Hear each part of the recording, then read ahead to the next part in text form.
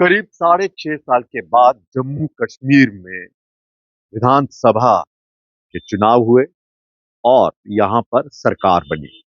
क्योंकि इससे पहले 2014 में चुनाव हुए थे और फिर 6 साल के लिए सरकार बनी थी। लेकिन 2018 में भारतीय जनता पार्टी और पीडीपी का गठबंधन टूट गया।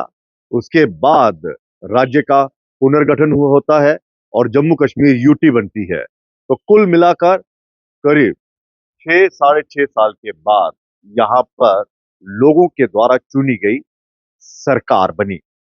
लेकिन यही सरकार अब टकराव में दिख रही है। और टकराव किससे? वो उपराज्यपाल मनोज सिन्हा से। क्योंकि जम्मू कश्मीर में अब दो पावर सेंटर्स हैं। एक पावर जम्मू कश्मीर के मुख्यमंत्री उमर अब्दुल्ला साहब के पास और दूसरी पावर है जम्मू कश्मीर के उपराज्यपाल मनोज सिन्हा के पास।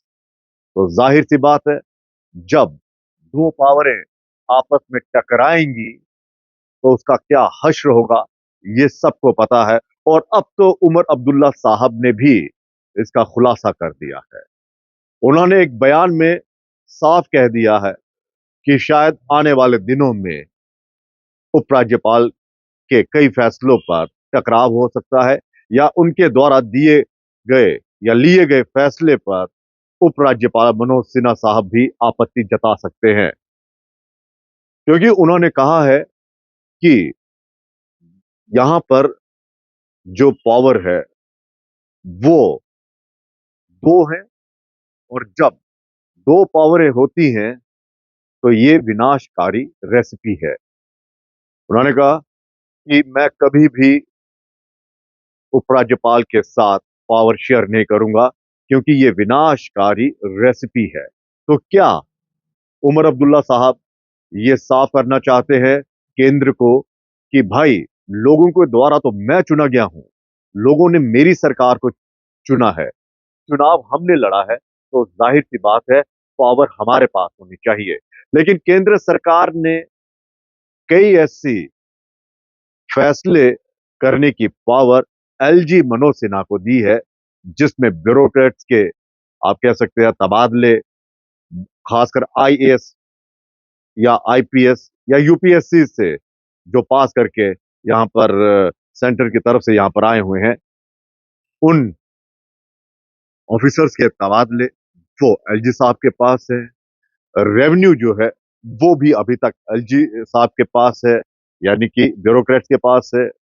पावर, अगर पीडीडी की बात करें, उसकी पावर भी एलजी मनोज सिन्हा के साहब के पास है। और आपने देखा होगा कि किस तरह से अभी एक जेकेएएस के ऑफिसर की ट्रांसफर को लेकर दोनों किस तरह से आपने सामने खड़े हो गए थे। और उमर अब्दुल्ला साहब ने साफ कहा था कि रियासी के जो डीसी है उन्हें टूरिज्म में ना लगाया जाए, लेकिन उन्हें टूरिज्म का डायरेक्टर बनाया गया।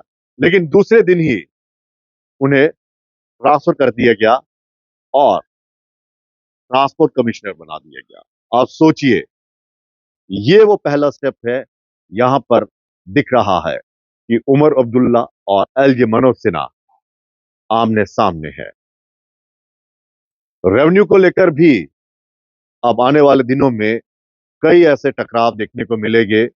क्योंकि जब इंडस्ट्री पॉलिसी यहां पर लाई गई है तो जाहिर सी बात है बाहर वाले इंडस्ट्री वाले यहां पर इंडस्ट्री लगाने के लिए आएंगे। और ऐसे में जो जमीन देने की अख्तियार देने के जो अख्तियार होंगे वो एलजी मनोज सिन्हा साहब के पास होंगे, यानी कि ब्यूरोक्रेट के पास। लेकिन ये सब्जेक्ट है किसका? ये सब्जेक्ट है यहाँ के यूटी की सरकार का, यानी कि उमर अब्दुल्ला साहब का। लेकिन क्या एलजी मनोज सिन्हा साहब उमर अब्दुल्ला सरकार के मंत्रियों को ये पावर देंगे कि भाई साहब आप ये संभालिए? बिजली का भी देख लीजिए, अभी तक बिजली मंत्री ही नहीं है, तो ये पावर किसके पास? उसी के पास, यानी ब्यूरोक्रेट्स के पास ही है। तो ये इशारा करना कि दो सेंट्रल पावर होना विनाशकारी है। और ऐसे में एलजी साहब के साथ पावर शेयर करना विनाशकारी रेसिपी है। तो क्या आने वाले दिनों में दोनों का अहम टकराएगा या हितों को लेकर ये टकराव होगा? क्योंकि अगर हितों को लेकर टकराव होगा तो कोई ना कोई रास्ता जरूर निकल आएगा, लेकिन अगर अहम के लिए टकराव हुआ तो फिर कोई रास्ता नहीं है। उन्होंने एक एग्जाम्पल भी दी कि दिल्ली में किस तरह से उपराज्यपाल और दिल्ली के मुख्यमंत्री के बीच में टकराव बना रहता है। कई ऐसे मंत्रालय हैं, कई ऐसे पावर्स हैं जो एलजी साहब को दी गई हैं, और सुप्रीम कोर्ट में भी कई मर्तबा दोनों को आमने सामने देखा गया है। तो ऐसे हालात क्या जम्मू कश्मीर में भी होने वाले हैं?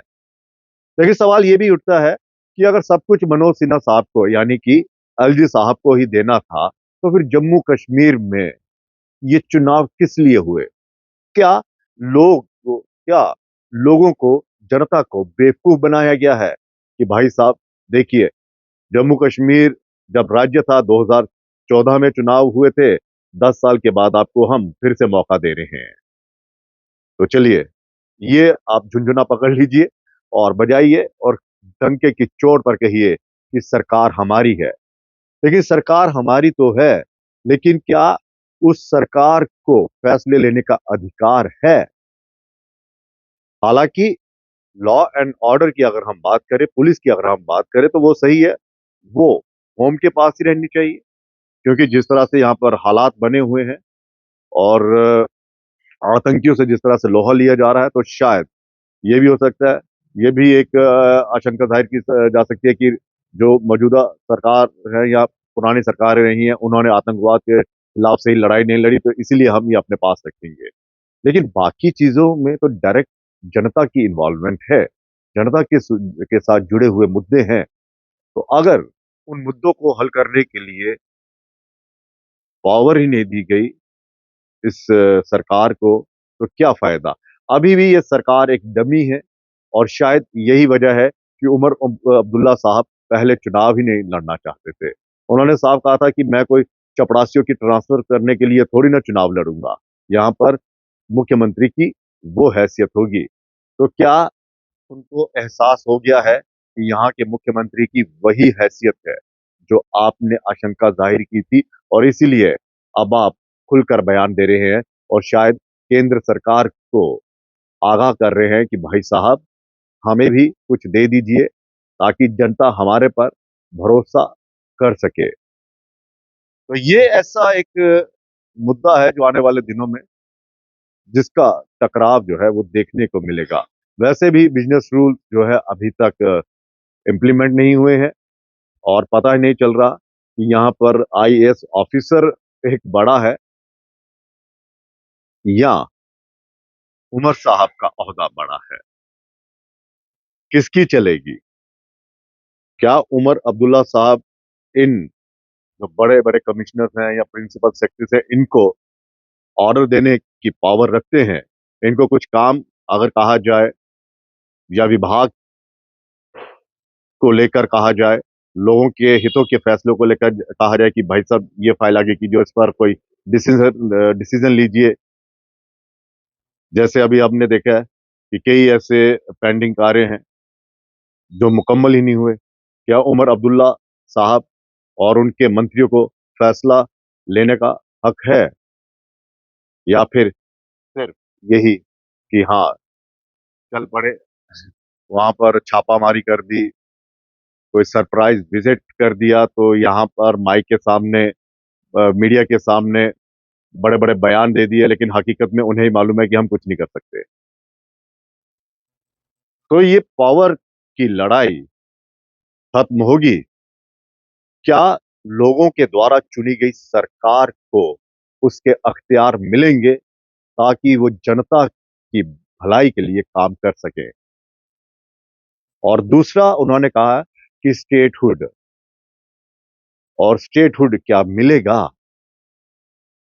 क्योंकि प्रधानमंत्री और गृह मंत्री दोनों ने कहा कि जम्मू कश्मीर के हालात ठीक होते ही हम स्टेटहुड दे देंगे, और चुनाव भी स्टेटहुड पर ही लड़ा गया।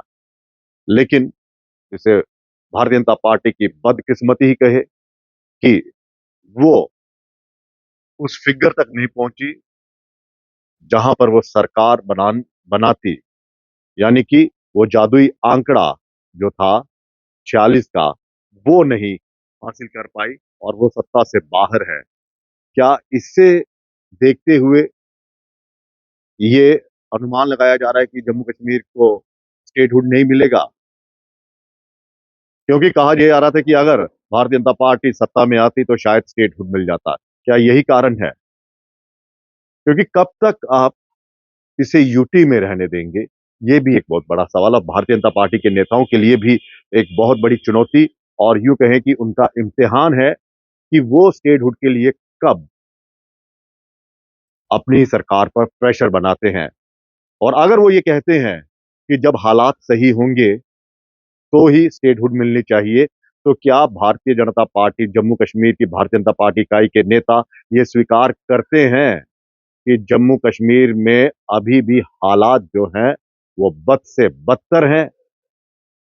अलजी मनोज सिन्हा साहब को भी यहां पर 4 साल से ज्यादा हो गए हैं। क्या उनके कार्यकाल में आतंकी हमले ज्यादा हुए हैं, इसीलिए स्टेटहुड नहीं मिलना चाहिए? क्या ये उस पर मोहर लगा रहे हैं, या फिर भारतीय जनता पार्टी के जो नेता हैं वो धर्म संकट में हैं कि भाई साहब, केंद्र तो यहां पर मोहर नहीं लगा रहा है कि दीजिए दीजिए, और हम अगर प्रेशर बनाएं कहीं हमारे पर एक्शन ना हो जाए। और कुछ लोगों ने अब राज्यसभा का मेंबर भी बनना है। फिलहाल इजाजत दीजिए, नमस्कार।